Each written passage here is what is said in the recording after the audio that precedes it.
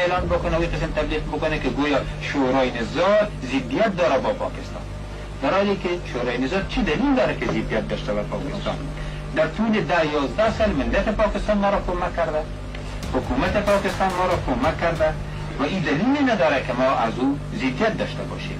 این که ما از حکومت پاکستان یک دل دوستانه داریم که نظر به زحمتکشی ما در داخل افغانستان لازم بود که شورا بیشتر تقویت میشد. یه قاعده گپ است، این مخالفت نیست. این مخالفت معنی مخالفت نمیده. دیگه به این ترتیب گپ به می هم رساندن که گویا خدای ناخواسته ما مخالف باشیم با حکومت پاکستان.